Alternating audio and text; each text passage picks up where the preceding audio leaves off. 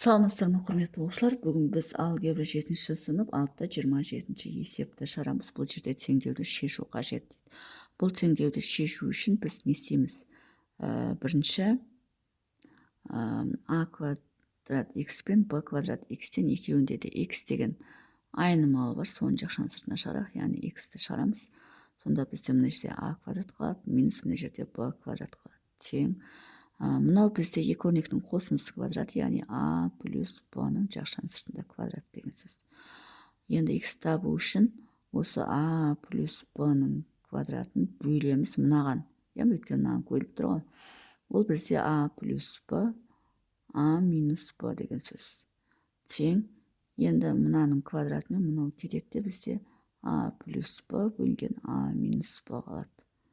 Сонда x деп отырғанымыз а плюс b бөлінген а минус b деген сөз екен.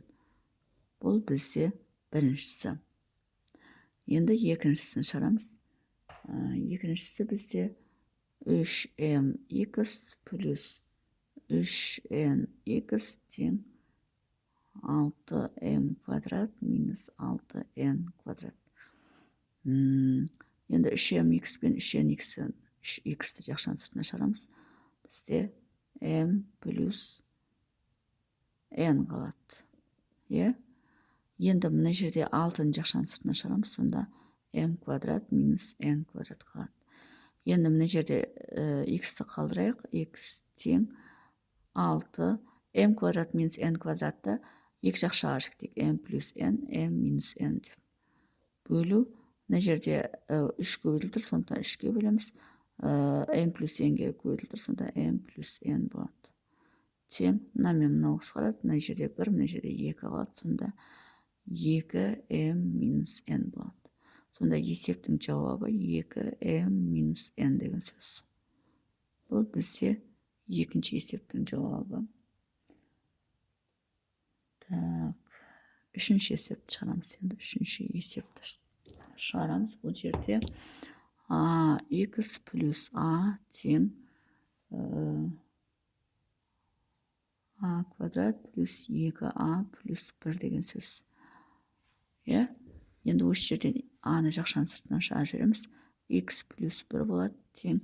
Мынау бізде екі өрнектің қосындысының квадрат, яғни а плюс 1-дің жақшаның сыртында квадрат деген сөз. А тең.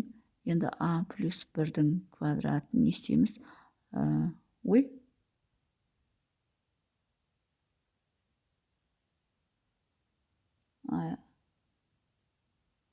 X табуымыз керек қой бұл жерде, бәсе мынау x екен ғой. X болса, x жақшаның сыртына шығарамыз. Сол кезде мынау бізде а болады. Жоқ, мынау 1 болады. Мынау бізде а болады. Мынау деген сөз ax плюс x екен берілгенде. Сол жерден x шығарып жүрсек, а плюс 1 болады. Соны жазып отырмын. X а плюс 1 деймін. Одан кейін а плюс 1-дің квадраты, сонда а плюс 1-ге көбейтілсе, а плюс 1-ге бөлінеді. Ал мына жерде x қалады. Тең, енді мынаның дәрежесімен мынау кетеді, сонда а плюс 1 қалады. Сонда x деп отырғанымыз а плюс 1 болады екен. Бұл бізде үшіншісі.